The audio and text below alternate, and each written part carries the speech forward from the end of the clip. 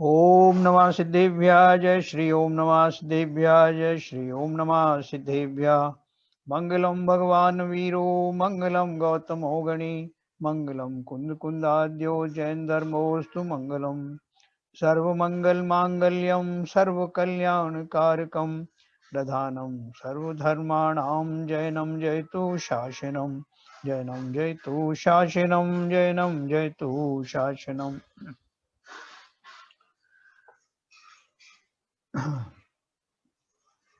तो इसमें हम पढ़ रहे थे पेज नंबर 262। इसमें हमने तेजस शरीर के बारे में पढ़ा था और फिर कर्मण शरीर है। उसके पहले तेजस शरीर पढ़ते समय हमने कुछ समुद्घात के बारे में पढ़ा था। तो एक समुद्घात रह गया था, केवली समुद्घात, जो कि पेज नंबर 368 पर दिया हुआ है। 368 निकाल लीजिए, केवली समुद्घात पढ़ेंगे।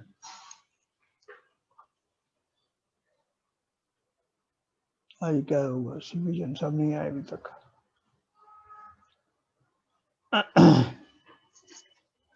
देखिए, केवली समुद्घात कैसे कहते हैं। अपन ने आहारक समुद्घात पढ़ा था कि तत्वों में शंका होने पर उसके निवारण या तीर्थ यात्रा या तीर्थंकर के कल्याणक दर्शन हेतु आहारक रिद्धिधारी मुनिराज आहारक शरीर की रचना करते हैं। यह एक हाथ का धवल रंग का मनुष्य आकार वाला होता है और अंतर्मुहूर्त में कार्य समाप्त कर लौटकर मुनिराज के शरीर में समा जाता है। ये हमने पढ़ा था आहारक समुद्घात के बारे में। तो आज पढ़ेंगे केवली समुद्घात।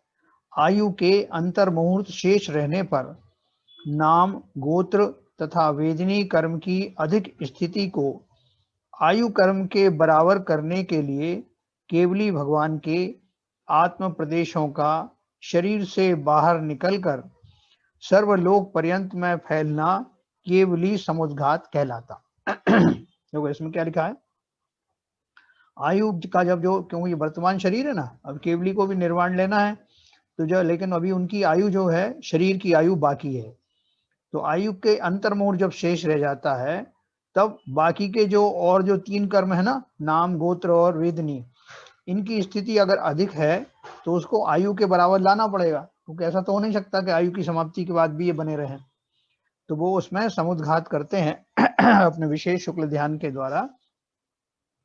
वो इसे समुद्घात कहते हैं। तो क्या करते हैं, उस ज्ञान के द्वारा आयु कर्म के बराबर करते हैं। उसके लिए भगवान के आत्म प्रदेशों का शरीर से बाहर निकलकर सर्वलोक पर्यंत में फैल जाना।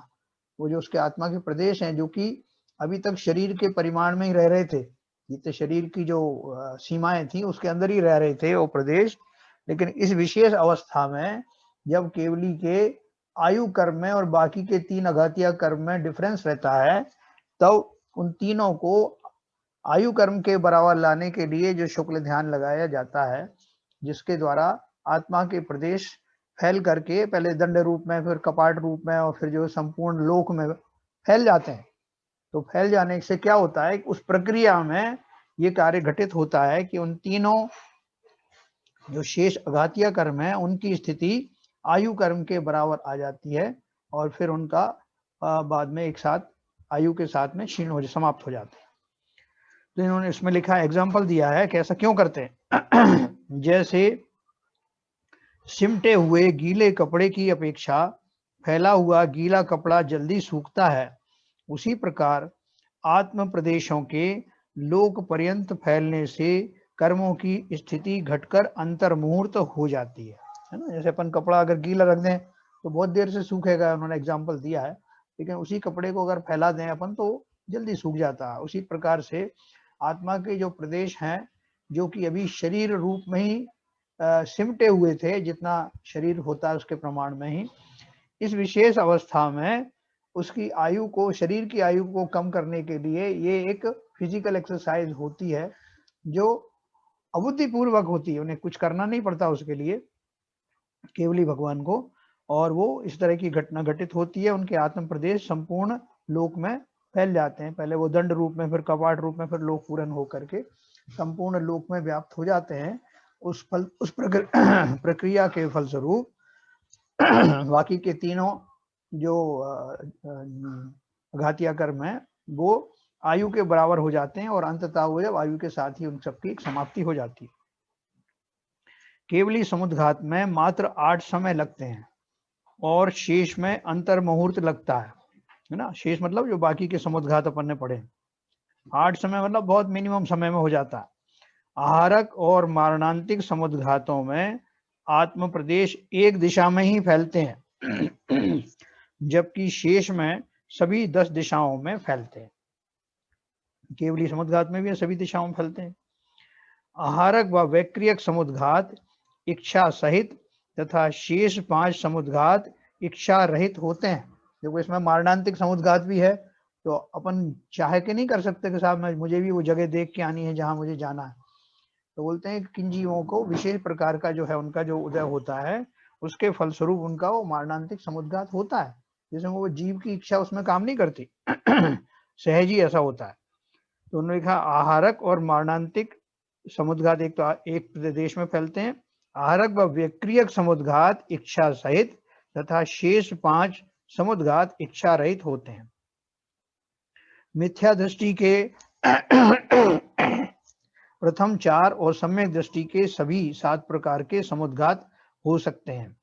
उपरोक्त 7 समुद्घातों के अलावा अन्य कालों में आत्मा अपने शरीर प्रमाण आकार में रहती है। ये समुद्घात जो 7 बताए है ना, वेदना समुद्घात, कषाय समुद्घात, वैक्रियक समुद्घात, मारणांतिक समुद्घात, तेजस समुद्घात, आहारक समुद्घात और केवली समुद्घात, ये 7 जो समुद्घात बताएं इनके समय में ही जो आत्मा के प्रदेश हैं वो बाहर निकलते हैं। बाकी उसके अलावा नॉर्मल समय में ये जो है उसके शरीर प्रमाण ही रहते हैं, जितना शरीर का प्रमाण है। और सिद्ध अवस्था में तो अपन जानते ही हैं कि जो अंतिम शरीर होता है उस शरीर से थोड़ा सा न्यून अवस्था में वो आत्मा के प्रदेश स्थिर बने रहते हैं, वो फिर उससे ज्यादा आगे पीछे नहीं होते, उतने रहते हैं, जितना उनका फैलाव उतना ही रहता है। वो शरीर तो होता नहीं, आत्मा के प्रदेश खाली रहते हैं। अब अपन वापस चलेंगे अपना जो टॉपिक था, नाम कर्म की प्रकृतियां अपन देख रहे थे। तो इसमें अपन ने तेजस शरीर इसमें पढ़ लिया, अब अपन पढ़ेंगे कर्मण शरीर। यह सब शरीरों का जनक है। ये नहीं आया क्या? नहीं आया है चंद्रभान जी। हाँ, यह सब शरीरों का जनक है। ज्ञानावरणी आदि 8 प्रकार के ही कर्म स्कंद को कर्मण शरीर कहते हैं। यह प्रत्येक जीव के होता है ना। कर्मण शरीर बहुत इंपॉर्टेंट है क्योंकि यहीं से सब कुछ डिसाइड होगा। ये पूरा कोडिफाइड शरीर है, यानी जिसमें आत्मा के द्वारा किए जाने वाले जो भी भाव होते हैं उनके फलस्वरूप जो कर्म बंद होते हैं वो सारे कर्मों का लेखा जोखा, मतलब उनका स्टोरेज यहीं पर होता है कर्मण शरीर में। और वो समय समय पर उसमें कितनी, जब वो उदय में आते हैं, जब उनका मैच्योरिटी काल होता है, उस समय कितना उसका अनुभाग था, फलदान देने की, फल देने की शक्ति थी, कितने समय तक फल देंगे, कितने उसमें प्रदेश हैं और कौन से प्रकार के कर्म, ये चारों बातें उसमें पहले से ही कोडिफाइड फॉर्म में पड़े रहते हैं। तो देखो वो कर्मण शरीर कैसा होता है। ज्ञानावरणी आदि 8 प्रकार के ही कर्म स्कंद को कर्मण शरीर कहते हैं। यह प्रत्येक जीव के होता है, एक इंद्री से लेकर पंचेंद्री तक सभी जीवों के होता है। यह अत्यंत सूक्ष्म होने के कारण दिखाई नहीं देता है। जैसे टेप में हमारी वाणी अंकित तो रहती है, मगर यह नहीं जाना जा सकता है कि वाणी कहाँ और किस रूप में अंकित है। इसी प्रकार यह भी नहीं जाना जा सकता है कि औदारिक शरीर में यह कर्मण शरीर कहाँ और किस रूप में है ना। यह भी रुकावट रहित होता है। रुकावट रहित होता मतलब ये जब जाता है तो वो विग्रह गति में तो औदारिक शरीर नहीं होता, लेकिन ये कर्मण शरीर सहित जो है जो जाता है, कर्मण और तेजस शरीर सहित आत्मा जाता है और बिना रुकावट के जाता है जहां जाना है। शरीरों की सूक्ष्मता देखो, इनमें इनमें परस्पर कितना डिफरेंस है, कौन ज्यादा सूक्ष्म है। औदारिक शरीर स्थूल होता है, वैक्रियक शरीर इससे सूक्ष्म होता है, आहारक शरीर इससे भी सूक्ष्म होता है, तेजस शरीर इससे भी सूक्ष्म होता है और कर्मण शरीर सबसे सूक्ष्म होता है। हमें केवल औदारिक शरीर ही दिखाई देता है, बाहर से दिखता है हमको, है ना। अब शरीरों की संख्या, मतलब एक जीव के साथ में कितने शरीर उसको मिल सकते हैं। प्रत्येक संसारी जीव के 5 प्रकार के शरीरों में कम से कम 2 शरीर, कौन कौन से होंगे? तेजस और कर्माण, ये 2 शरीर मिनिमम होंगे। सभी अवस्थाओं में सदैव साथ अवश्य रहते हैं, है ना। औदारिक शरीर तो विग्रह गति में नहीं रहता ना, विग्रह गति में तेजस, लेकिन तेजस और कर्माण विग्रह गति में भी रहते हैं। तो प्रत्येक संसारी जीव के 5 प्रकार के शरीरों में कम से कम 2 शरीर, तेजस और कर्मण, सभी अवस्थाओं में सदैव साथ अवश्य रहते हैं। वैक्रियक और आहारक शरीर एक साथ नहीं होते हैं। इन दोनों में से कोई एक ही हो सकता है, क्योंकि वैक्रियक शरीर से ही वो सब चीजें बना लेते हैं। तो आहारक शरीर में भी उसी तरह का अपन कार्य करते हैं ना, वो जो पुतला निकलता है उनका उपदेश सुनने के लिए जो जाता है आहारक शरीर का मुनि के कंधे से, मस्तक से, तो वो वैक्रियक, चूंकि उसका वैक्रियक का काम अपने आप हो जाता है, इसलिए वैक्रियक और आहारक एक साथ नहीं होते। और जिस तरह का आहारक शरीर मुनियों का ही होता है, वैक्रियक और आहारक शरीर एक साथ नहीं होते हैं। इन दोनों में कोई एक ही हो सकता है। इस प्रकार जीव के 2 या 3 या 4 शरीर हो सकते हैं, 5 शरीर एक साथ नहीं हो सकते। विग्रह गति में जीव के तेजस और कर्मण शरीर होते हैं। देवों और नारकियों के वैक्रियक, तेजस और कर्मण शरीर होता है, और मनुष्यों और त्रियंचों के औदारिक, तेजस और कर्मण शरीर होते हैं। रिद्धिधारी मुनियों के तेजस, कर्मण, औदारिक और वैक्रियक अथवा आहारक शरीर होते हैं। वहां पे वैक्रियक का अर्थ क्या है? आहारक, क्योंकि वो आहारक शरीर के माध्यम से ही उनकी विक्रिया होती है ना, वो पुतला निकलता है। मृत्यु हो जाने पर औदारिक शरीर तो जीवात्मा का साथ छोड़ देता है, किंतु तेजस और कर्मण शरीर आत्मा के साथ भव भवांतर तक बने रहते हैं। सभी कर्मों के नष्ट हो जाने पर ही ये साथ छोड़ते हैं, और इनका साथ छूटने पर जीव को मोक्ष की प्राप्ति हो जाती है ना। तो इस तरह से हमने ये शरीरों के बारे में पढ़ा। अब ये मैं आपको थोड़ा अनम्यूट करूंगा, शरीरों के बारे में कोई अगर शंका हो तो अपन बात करेंगे इसमें।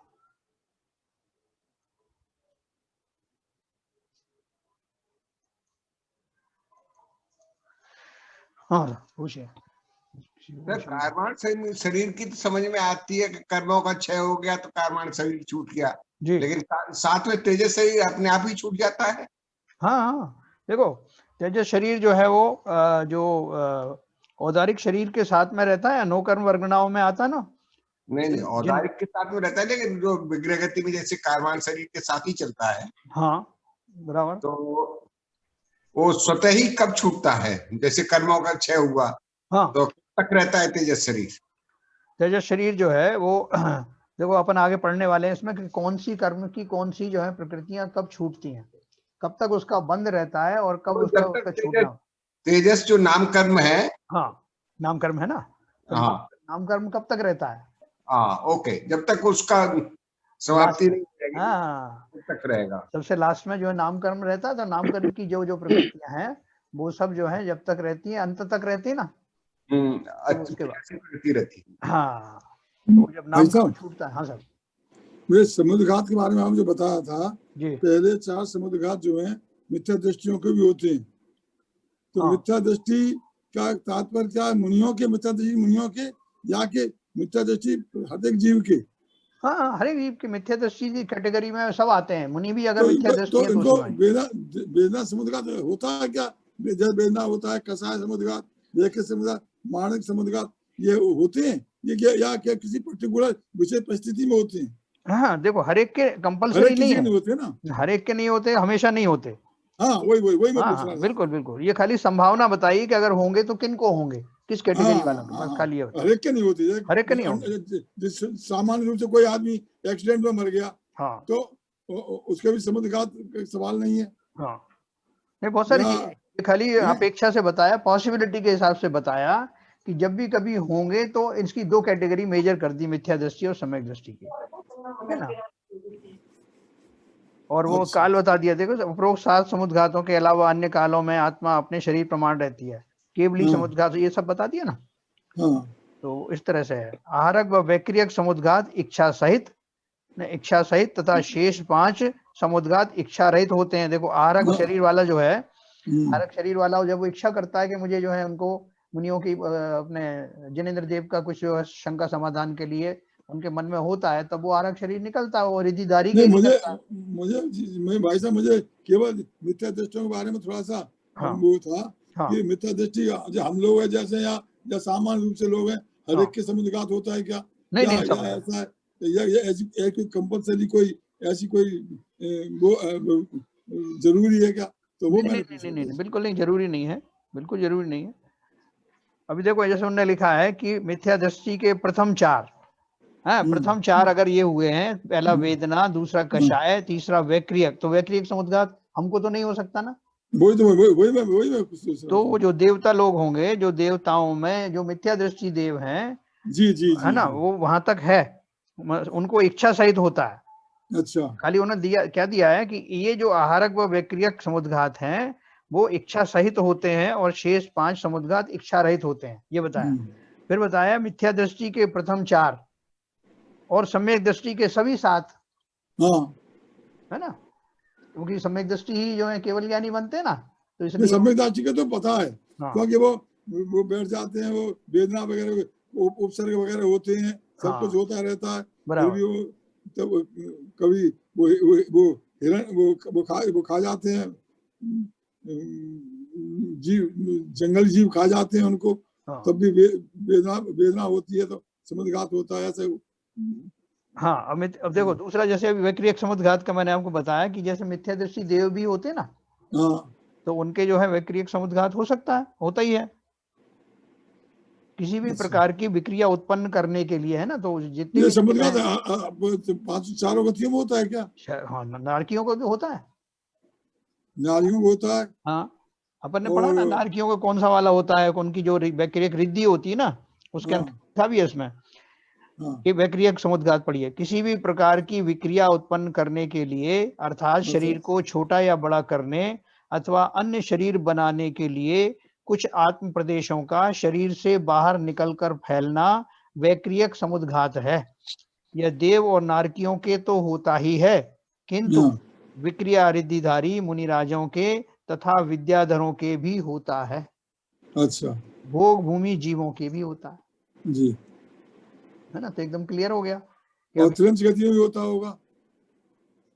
हाँ, है ना, त्रियंच में वो जो अपने वायुकाय के जीवों का अपन पढ़ा था अपन ने, उनको कुछ विक्रिया होती है, इस तरह से है। जो विद्याधर कौन होते हैं सर? जो विद्या सिद्ध करते हैं ना विद्याधर लोग, मनुष्य में ही होते हैं। तो मनुष्य कैटेगरी के है ना? हाँ, मनुष्य कैटेगरी, बिल्कुल ठीक है सर। रावण ने जो है वो अपनी कौन सी विद्या सिद्ध की थी, प्रसिद्ध विद्या थी ना, बहुरूपिणी विद्या। और वो जो रावण ने, और वो जो जिन्होंने वो जो छींका काटा था ना, वो कौन थे? वो आणम साणम कछु न जानम, ठेठ वचन उच्चारण, वो क्या कर रहे थे? वो भी तो आकाशगामी विद्या सिद्ध कर रहे थे ना। ये विद्या रिद्धियों से अलग होती है जन साहब? हाँ, विद्या रिद्धियों से अलग, विद्या सिद्ध की जाती है, रिद्धियां प्राप्त होती हैं, ये तपस्या आदि के द्वारा अपने आप वो रिद्धियां प्रकट हो जाती हैं। अच्छा, हनुमान जी को भी रिद्धियां थी ना, सिद्धियां थी, हनुमान जी को लघुमा छोटे हो जाते थे, बड़े हो जाते थे, विद्याएं थी ना उनको, विद्याएं थी, बिल्कुल विद्याधर थे इसलिए। हाँ, विद्यार्थी उनको थे अपने ये प्रद्युम्न कुमार वगैरह, जिनको भी ये विद्या होती है वो विद्याधर कहलाते हैं। हाँ, एक्चुअली क्या है कि जो बहुत सारे जो है ऐसे भी जगह हैं जहां पर विद्याधर ही रहते हैं, और वो तो उनकी थोक के भाव में विद्याएं उनको सिद्ध होती हैं।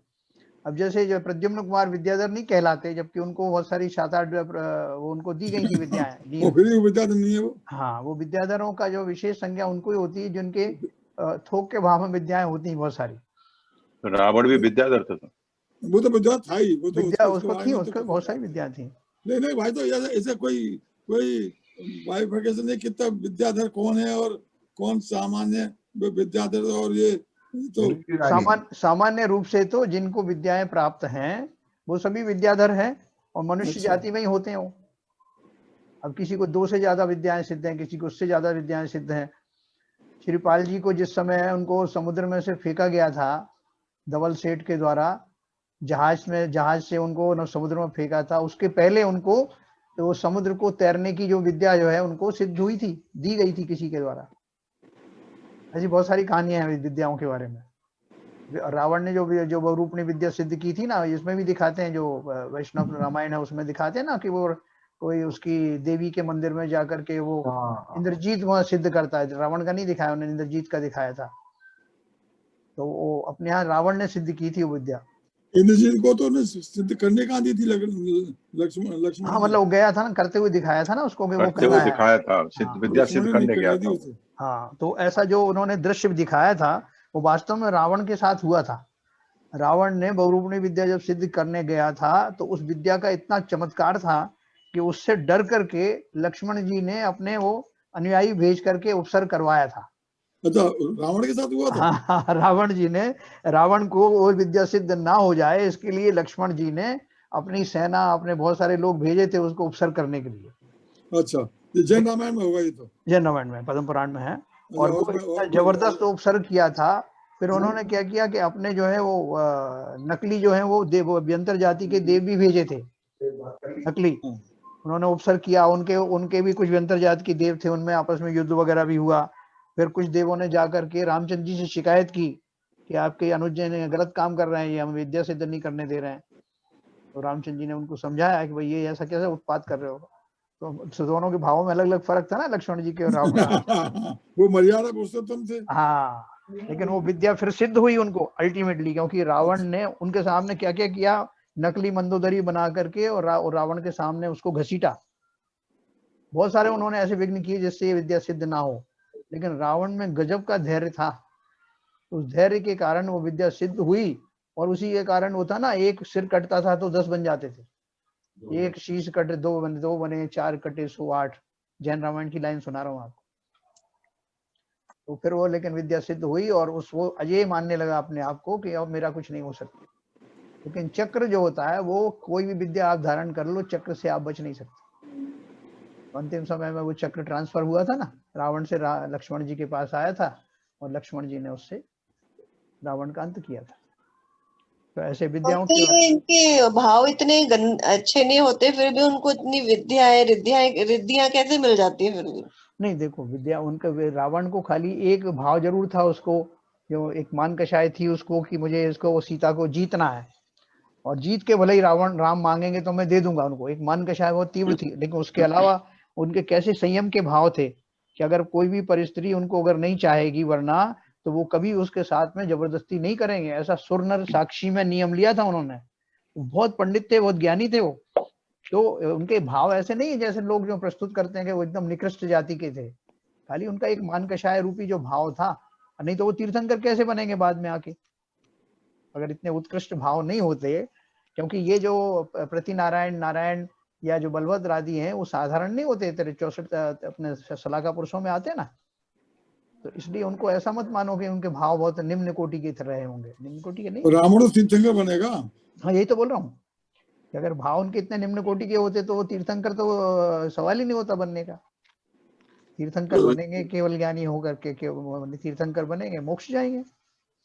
एक्चुअली वैष्णव रामायण में उसको जिस तरह प्रस्तुत किया है, हाँ, तो वो अपने मानस पलट पर रहता है। बराबर, सही कह रहे हो। और वो मानस पलट पर रहने से हम उसको, रावण को उसी दृष्टि से देखते हैं। अगर हम जैन रामायण पढ़े तो वो तो महापंडित है, बहुत ही आदरणीय है। बिल्कुल, हमारे सामने तो वो आदरणीय है। बिल्कुल बिल्कुल। तभी तो इसमें इनके रामायण में वो भी आता ना कि राजनीति सीखने के लिए उन्होंने, रामचंद्र जी ने लक्ष्मण को भेजा कि तुम उससे राजनीति सीख के आओ। वो जाके सिर के जाके खड़ा हो गया, बोले राजनीति सीखनी है तो पैरों में जाके खड़े हो। हाँ। देखो तो ये हिंदू रामायण में भी रावण को इतना, रावण का जो रामायण जो लिखी गई है उसमें रावण का तो कथानक ऐसा वो नहीं है, खराब नहीं बताया।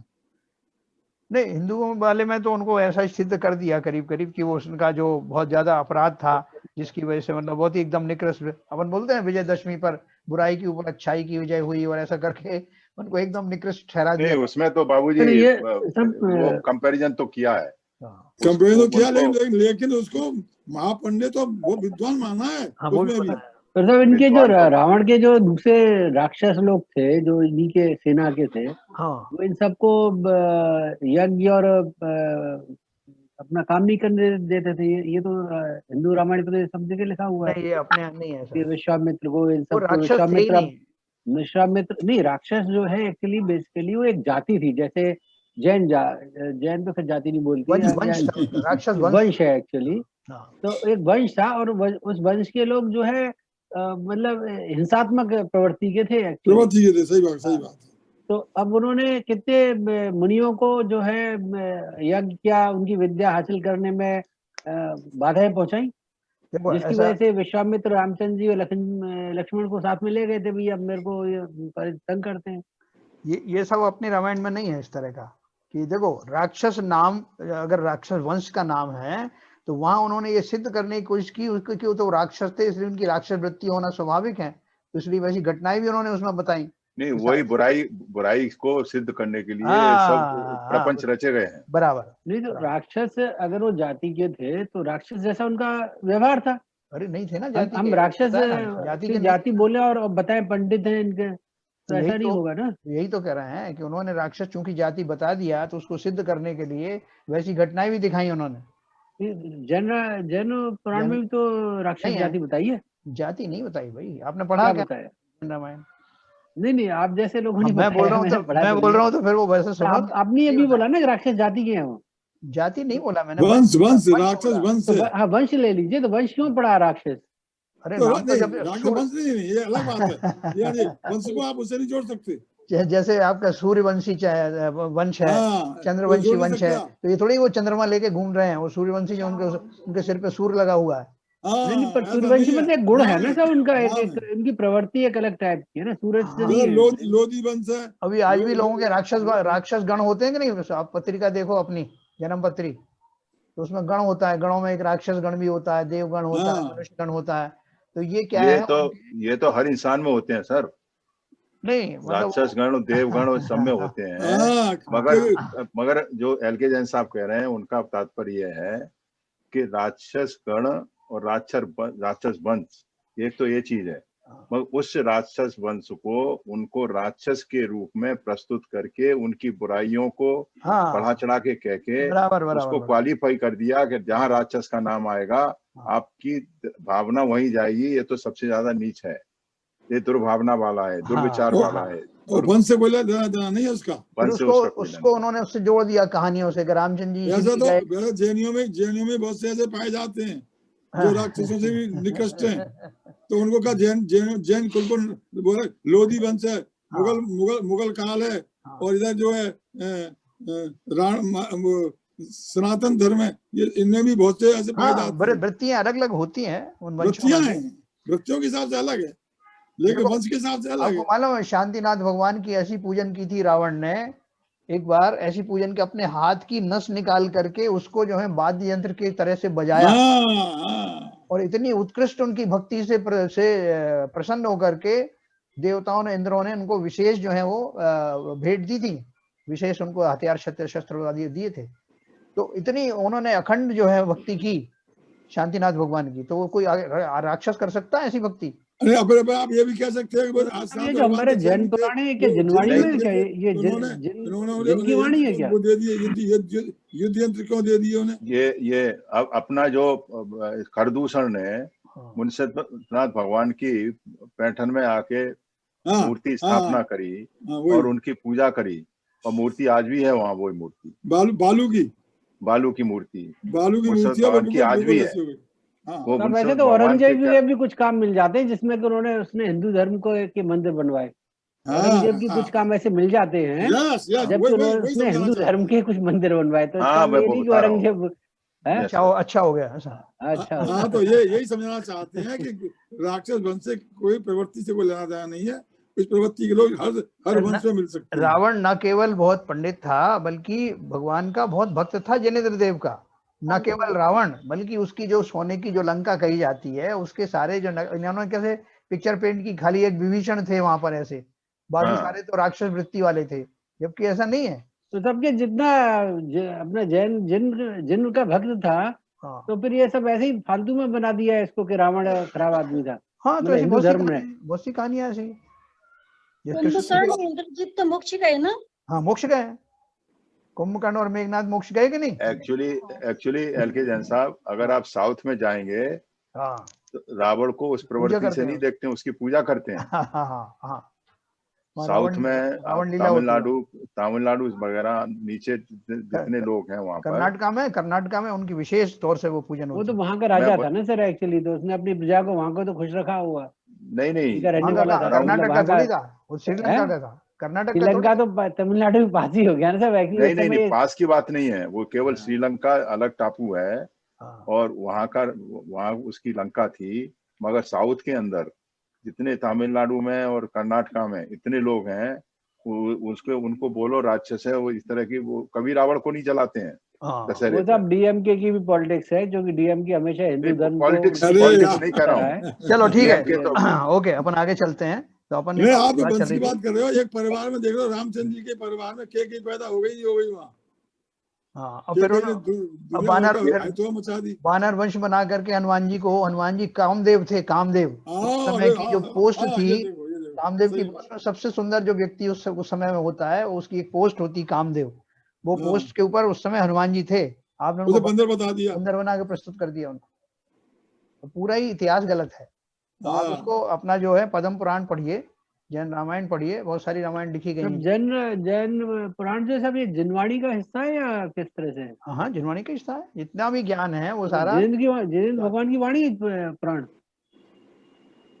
हाँ, उसमें सब कुछ आता ना। उसमें जो जैसे किसी ने कहानी कोई पूछी, कोई प्रश्न किया, तो उसके उत्तर में कहानियां भी आती हैं। जब उनके जो द्वादशांग वाणी में जब उनके खिरती है, तो बहुत सारे जब उनके कोई प्रश्न पूछते हैं तो उसमें वो भी आता है। जैसे उनसे किसी ने पूछा कि द्वारका नगरी कैसे जलेगी, तो उन्होंने सबके नाम बताए कि कौन कौन के निमित्त से और कैसे कैसे होगी ये घटनाएं। ऐसे रामचंद्र जी वगैरह की जो कहानी है, जो प्रथमान योग है ना, प्रथमान योग नाम का एक द्वादशांग वाणी का एक भाग है, वो सब जिनवाणी की है ना। वो अपन पढ़ेंगे अभी, जो द्वादशांग वाणी के कितने पार्ट होते हैं, उसमें प्रथमान योग है, उसमें महापुरुषों की कथाएं हैं सारी। तो इसलिए मेरा सबसे निवेदन है कि अपने पास जितने पुराण हैं, संत निवास में बहुत सारे रखे हैं। पद्म पुराण का तो मुझे पता नहीं, पांडव पुराण है, देन आपका ये श्रीपाल चरित्र है, और दूसरे हैं। तो ये सारे जो हैं इनको पढ़ें, उनकी किताब। भाई साहब कई पुराण तो पीडीएफ के कई पीडीएफ जो बहुत बड़ा शास्त्र है, वो पीडीएफ में मौजूद है, और भेजा भी है। एक बार एक सज्जन ने इस पे किसी ग्रुप में भेजा था, कई पुराण कई वो रखे हुए हैं, और वो हर एक के पास हो सकते हैं अगर आप खोजेंगे अपने मोबाइल में। इंदौर में एक कंपा दासी नाम की एक लेखिका थी, जब मैं 4th या 5वीं क्लास में पढ़ता था, और उससे पहले तो वो हमारे गांव में वो अवेलेबल थी, वो रामायण, जैन रामायण अभी भी मेरे पास रखी है। तो वो मुझे कंठस्थ याद थी 4th 5वीं क्लास में। तो उसकी एक एक लाइन मुझे अभी भी रिवाइज करूंगा तो उनको उसी क्रम से निकलेगी। बहुत बढ़िया, बहुत बढ़िया। है तो आप तो वाल्मीकि हो गए हमारे। वाल्मीकि हो गए आप। बहुत रुचि थी मुझे उसके ऊपर, जैन रामायण के ऊपर में, रामचंद्र जी खास तौर से पूछना था। ये आपने बोला कि ये रिद्धिधारी और जो होते हैं अपना विद्याधरी, तो विद्या प्राप्त करना ज्यादा श्रेष्ठतम होता है या फिर रिद्धि लेना, और कौन ज्यादा श्रेष्ठ माना जाता है? रिद्धि वर्सेस विद्या में कौन सी लेनी ज्यादा श्रेष्ठ है? देखो, विद्याएं तो प्राप्त की जाती हैं, मतलब उनके लिए विशेष प्रकार के जो है मंत्र आदि की जाप दे करके, विधिवत उनका वो करके, वो विद्याएं जो है सिद्ध की जाती हैं। तो जो विद्याधर होते हैं वो इसमें पारंगत होते हैं, वो कई विद्याएं सिद्ध कर लेते हैं। और जो रिद्धियां होती हैं वो मुनियों को प्राप्त होती हैं बिना चाहे हुए।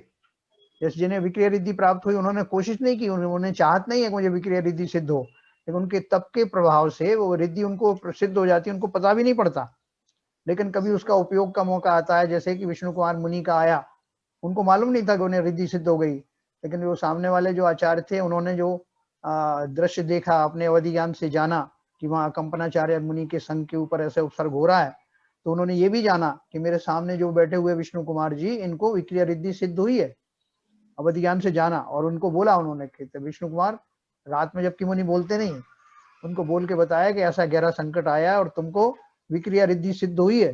तब उन्होंने ट्राई करने के लिए एक हाथ जो अपना लंबा किया, तो वो जो मानसोत्तर पर्वत तक चला गया, तब उनको पता लगा कि ये रिद्धि मेरे पास है। तो कहने का अर्थ यह है कि वो जो रिद्धिधारी मुनि होते हैं, उनको सहज में ही अबुद्धि पूर्वक अपने तप के प्रभाव से ये रिद्धियां प्रकट होती हैं, जिसका उन्हें ज्ञान हो या ना हो, लेकिन वो उनको हो जाती है।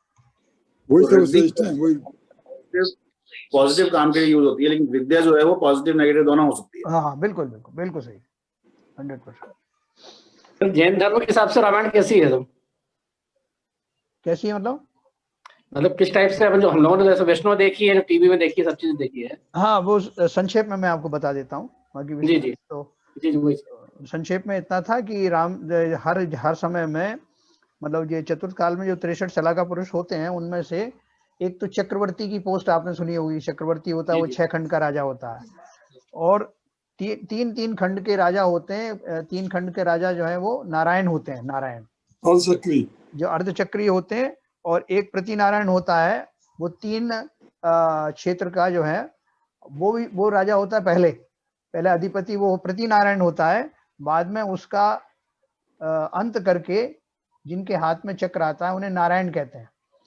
तो इस तरह से जो 3 खंड के जो राजा थे, पहले रावण थे उस काल में, और जब उनका समय पूरा हो गया तो नियम से वो चक्र जो है ट्रांसफर हो जाता है। ऐसी घटना घटित होती है, उस घटना के माध्यम से वो ट्रांसफर हुआ लक्ष्मण जी को।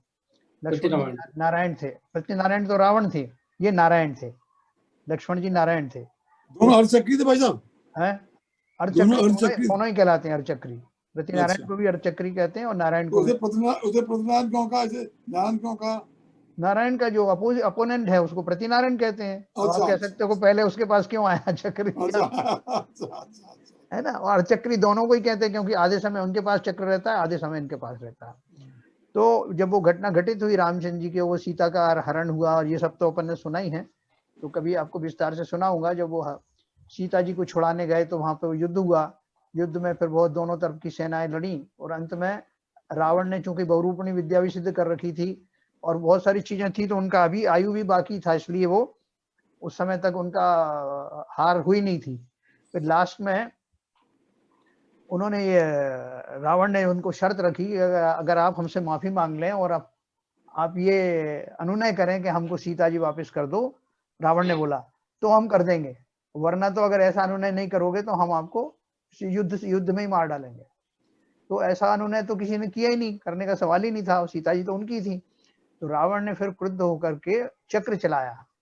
तो चक्र जो है वो 1000 देव उसकी रक्षा करते हैं, वो एक निधि होती है चक्र रत्न। तो वो वहां से आसमान में से आया, पूरा प्रकाश फैला उसका।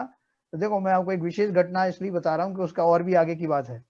तो जिस समय वो चक्र आया तो रामचंद्र जी की सेना में खलबली मच गई। सबको मालूम था कि चक्र तो नाश करके ही जाएगा, अब जैसे उसका पूरा वो उन्होंने कर दिया है, संधान कर दिया है, तो वो नाश करके ही जाएगा। तो उन्होंने लक्ष्मण जी को, क्योंकि पहले भी वो शक्ति लग चुकी थी, तो उनकी रक्षा के लिए चारों तरफ से शील्डिंग की उन्होंने, पूरी सेना ने शील्डिंग की, इनको कुछ ना हो जाए। और एम करके फेंका जाता है वो चक्र, और लक्ष्मण जी को एम किया था उन्होंने। लेकिन वो मूवमेंट जो है, कौन सा मूवमेंट था कि उनकी जो शील्डिंग थी वो भी काम नहीं आई। चक्र तो आया और लक्ष्मण जी के पास ही आया, लेकिन बजाय लक्ष्मण जी के घात करने के, उनके उंगली के ऊपर में आकर के, उंगली के ऊपर टिकता ना, आपने देखा होगा, वो चक्र आकर के उनके हाथ पे आ गया, और उसका टाइम पूरा हो गया, उनका पुण्य समाप्त हो गया था रावण का, और इनका पुण्य उदय हुआ उस रूप में। फिर अब जब लक्ष्मण के पास आया तो इनकी सेना बहुत खुश हो गई, है ना। और फिर उन्होंने रावण को पूछा, लक्ष्मण जी ने, कि रावण अब भी तुम समझ जाओ तो तुमको छोड़ दूंगा।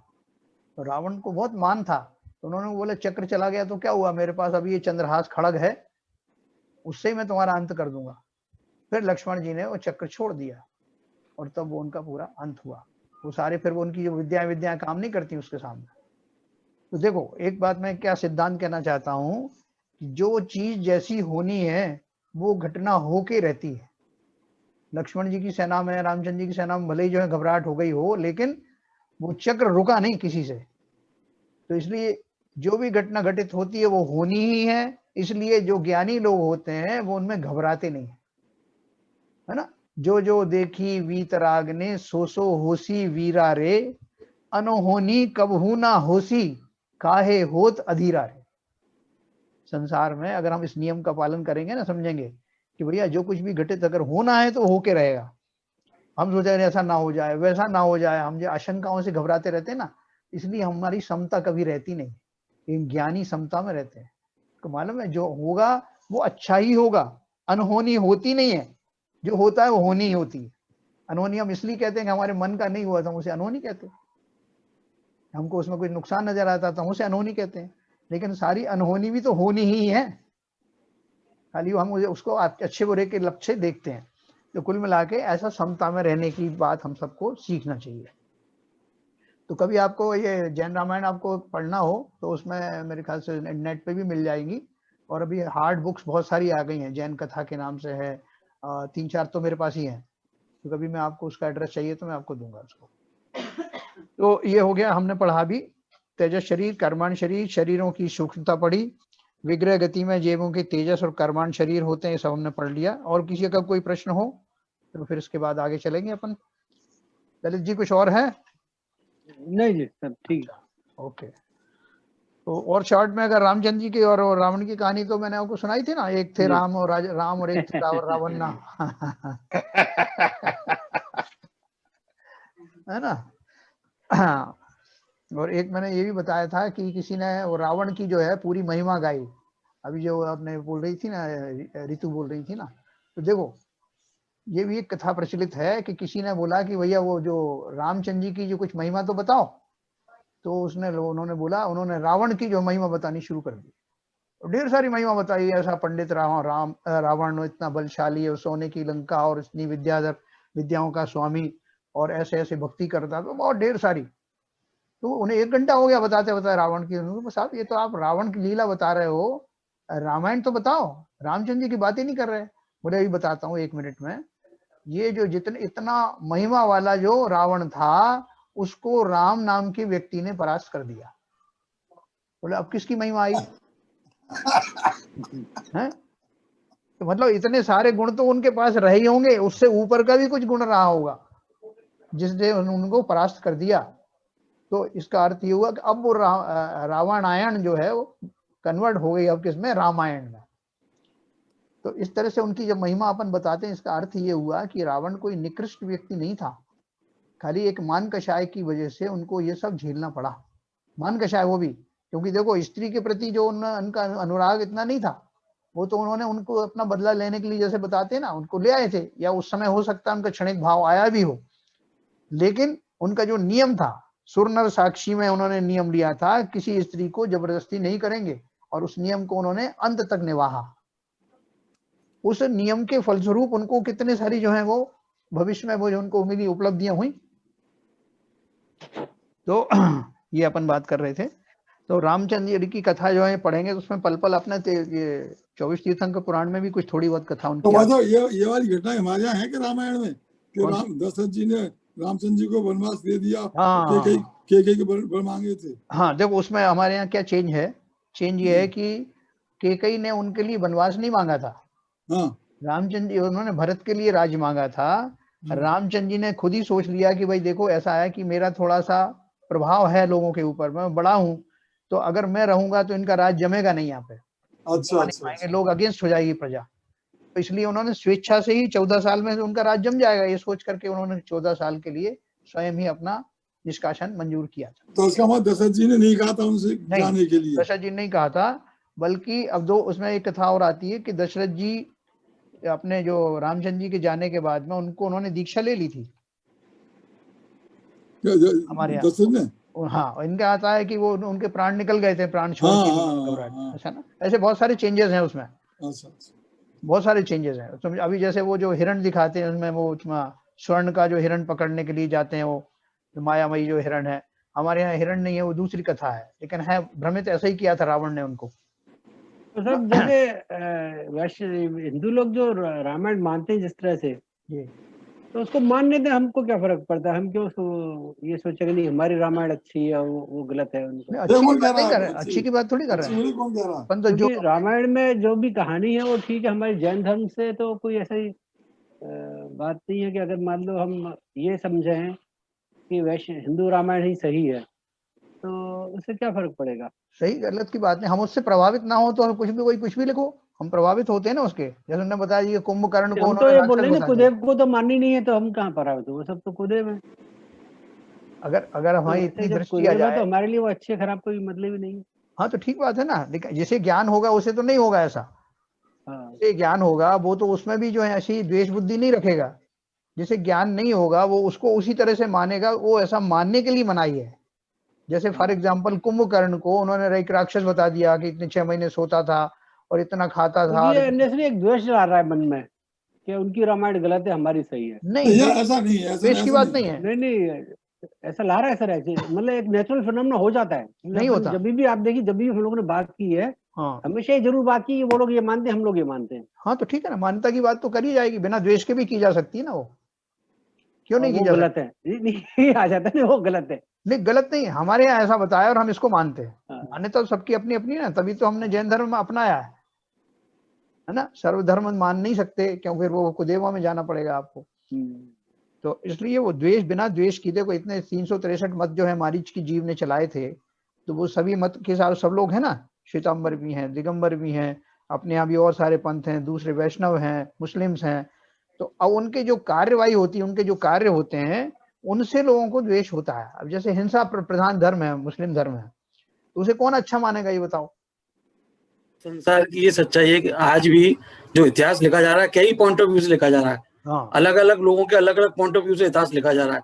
तो वैसा पूर्व जन्म में भी ऐसा रहा होगा कि अलग अलग पॉइंट ऑफ व्यू से ये सब लिखा गया और सुनाया गया और रचा गया। तो ये सब मान्यता के ऊपर ही। जैन साहब, मैं बोलना चाहूंगा इसके विषय में। देखिए, प्रवृत्तियां 3 तरह की होती है नॉर्मली। मैं इसी कंटेस्ट में बात कर रहा हूँ, जैन रामायण और ये जो वैष्णव रामायण की। तो पहली बात तो ये है, अपना जैन धर्म तो सिखाता ही नहीं है कि हम किसी के धर्म के बारे में, किसी के ग्रंथ के बारे में, किसी देवता के बारे में कोई द्वेष करें। बिल्कुल नहीं। ठीक है, पहली बात, हमें तो तटस्थ रहना है। भाई उनका धर्म है, वो बताता है, इस तरह के बताता है। हमारा धर्म तो कहता है कि हम उसमें अगर आस्था रखते हैं वो कुदेव है, हमें आस्था नहीं रखनी चाहिए।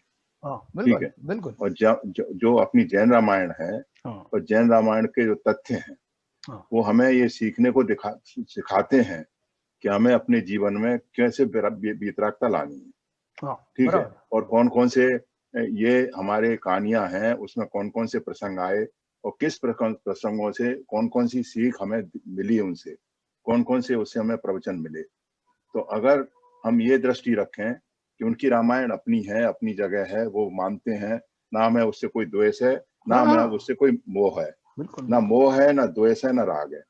वो तटस्थ स्थिति बना के हम चलें तो ये भावना नहीं आएगी।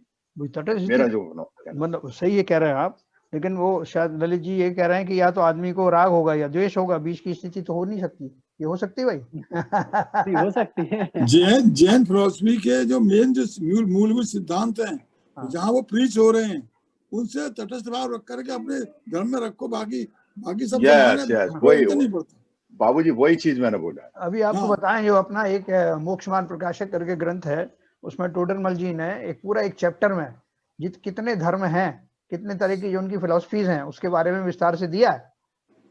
उसमें शैव मत के बारे में, विष्णु मत के बारे में, मुस्लिम मत के बारे में सब कुछ दिया।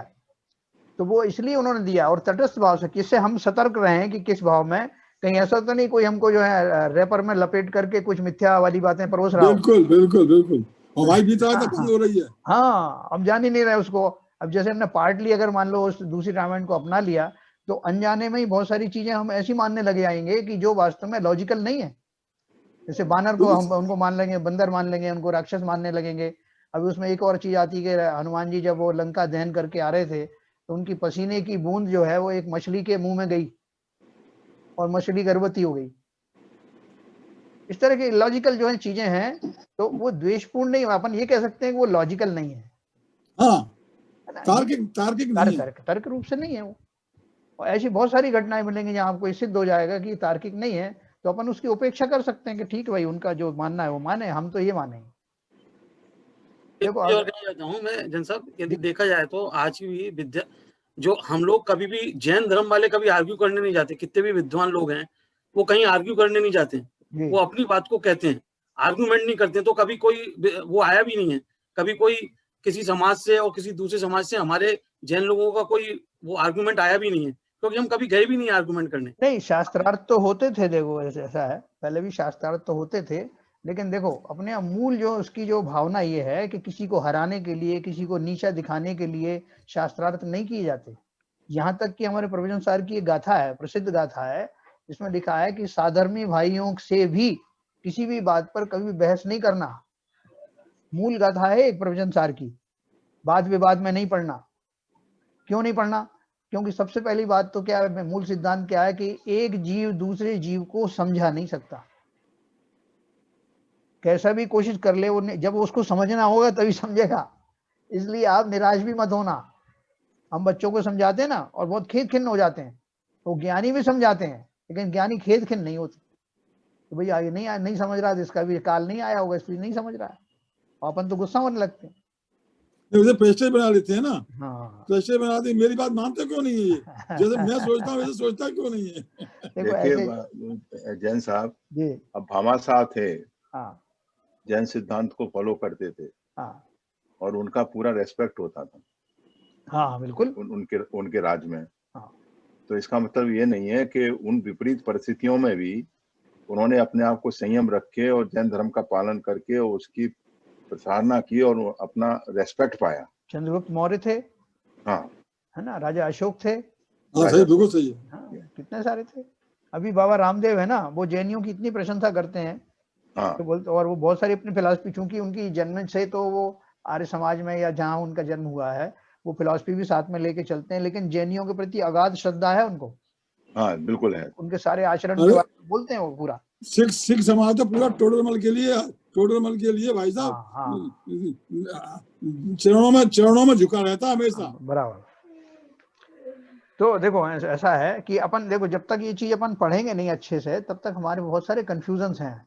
हम लोगों ने रामायण तो अपनी पढ़ी ही नहीं है, रामलीला के माध्यम से ही देखा है। उसी तरह महाभारत भी हमने अभी जो सीरियल्स में देखी है, महाभारत की भी जो आप पढ़ेंगे तो कौन कौन कितने कितने मोक्ष गए हैं, पालीताना से कौन थे पांडव मोक्ष गए हैं, कौन से जो है स्वर्ग गए हैं, सब अपने को मालूम पड़ेगा। कौन अभी तक स्वर्ग में है, हाँ, मोक्ष गए जा नहीं पाए। ये जरूर पढ़ना आप। ये पढ़ने से आपको प्रथमान योग सबसे पहले पढ़ने से दो फायदे होते हैं। एक तो ये जो भ्रांतियां हमारी वो निकल जाती हैं, दूसरी बात ये है कि जब ऐसी ही परिस्थितियां हमारे साथ घटित होती हैं तो हमें विश्वास हो जाता है भैया इससे ज्यादा भयानक परिस्थितियां दूसरों के साथ घटी और वो कितने समता में रहे, तो मैं क्यों नहीं रह सकता। ऐसा बहुत सारा, सीता जी के ऊपर उपसर्ग आया और दूसरी रानियों के ऊपर उपसर्ग आए, तो उन्होंने क्या किया, कैसे उनके ऊपर दोषारोपण किए गए, तब किस तरह से उन्होंने अपने, या हमारा मैना सुंदरी के बारे में अपन पढ़ते हैं, इन सबसे प्रेरणाएं मिलती हैं। इसलिए पढ़ना जरूर, प्रथमान योग की कहानियों से बहुत ढाढ़स मिलता है। जब कभी आप पे संकट आएंगे तो आपको उनसे बिल्कुल 1 to 1 सीधा फायदा मिलने वाला है। तो इस प्रकार से आज हमने रामायण के बारे में पढ़ा जितनी हमारी चर्चा हुई, और लेकिन अच्छा है, सार्थक है वो सब भी। कल हम लोग ये पढ़ेंगे जो नामकर्म के जो बाकी के जो हैं, वो बहुत लंबे हैं, इसके जो पार्ट हैं। देखो इन सबसे अपन अनभिज्ञ हैं, मैं आपको बता रहा हूँ। जो नामकर्म की जो और अभी आने वाले हैं भेद, इनको हम जानते नहीं हैं। ये हम सबके सामने घटित होते हैं, लेकिन उनके नाम क्या हैं और उनसे ही घटनाएं कैसे जुड़ी रहती हैं, हमारा एकदम कंसेप्ट क्लियर हो जाएगा। जीवन में जो कुछ घटित होता है, शरीर में जो कुछ मिलता है, वो कौन से कर्मों के कारण मिलता है। नाम कर्म का एक बहुत बड़ा रोल है, जो सबसे लास्ट में जाता है ना, आयु नाम गोत्र वेदनी। तो अपन जो है इसके कल और भेद पढ़ेंगे।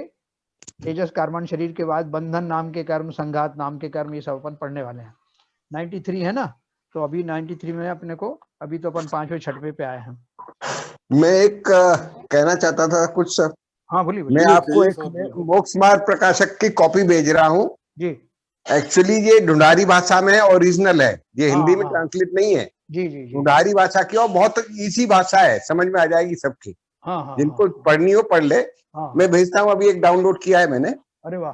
तो ये डुरारी भाषा में है, लेकिन हाँ ओरिजिनल मैंने डुरारी में मैंने पढ़ी है और फिर हिंदी में आप देख लीजिए जिसको पढ़नी हो, कोई ऐसी बात नहीं है। हिंदी में भी होगी। इस तरह का लांछन नहीं लगा सकते कि आप जयपुर से प्रकाशित है, ऐसा का नीर से है, वहां से नहीं, स्पष्ट कह दूं, कुछ लोगों को एक अपना एक वो लेके चलते हैं, हाँ आग्रह, पूर्वाग्रह। तो मैं ओरिजिनल कृति है, हाँ तो इसमें किसी तरह का दोष नहीं है, कोई हिंदी नहीं है, डोलारी भाषा में है। वो आरबी जैन द्वारा है, भेज रहा हूँ मैं आपको। आरबी जैन द्वारा प्रकाशित है, वो जयपुर से नहीं है। ये भी एक भ्रम है बाबूजी। सर मैं भेज रहा हूँ, ये भी भ्रम का ही पार्ट है। मेरी बात समझ, हिंदी वाला भी है क्या? मैं सब समझ रहा हूँ आपकी बात। हिंदी तो साहब मेरी कोई हार्ड कॉपी ले गया, अब मैं क्या करूँ? अच्छा मेरे पास हार्ड कॉपी है, दो कॉपी है मेरे पास यहाँ, लेकिन मैंने किसी को दे दी, मुझे नहीं मालूम कैसे पहुंचे, कहाँ गई। विपुल जी को दी होगी आपने? अब जाने तो कोई ऐसी बात नहीं है। विपुल जी आएगा पढ़ने में, हमारी तो वैसे भी एज हो गई, अब पढ़नी है, जिनको पढ़नी है पढ़ते रहे आराम से। तो तुम्हारी एज नहीं पढ़ने लायक क्या? दिखाई नहीं देता तुम्हें? चलो पढ़ गए, गुण गए। हाँ उनको तो सब पूरा आत्मसात कर लिया उन्होंने। देखो अच्छी चीज जहाँ से भी मिले ग्रहण कर लेना चाहिए, हमें उसको प्रतिबंधित नहीं करना चाहिए कि ये फलानी जगह से प्रकाशित है तो हमको नहीं पढ़ना है। अगर माल तो देखो अपने अपन इतने परिचित हो गए अभी कि अपन मिलान कर सकते हैं, जो हमने पढ़ा या जो इस पुस्तक से हम जो पढ़ रहे हैं उनके अतिरिक्त तो नहीं है कुछ, मतलब उसके विपरीत तो नहीं है कुछ। अगर इसी का एलोबरेशन कहीं किया हुआ है फर्दर तो हमारे लिए शिरोधार्य है। हमें इस तरह के जो है वो अपना क्या बोलते हैं आग्रह नहीं करना, दुराग्रह पूर्वाग्रह जो भी कहिए आप उसको। हाँ बिल्कुल सही।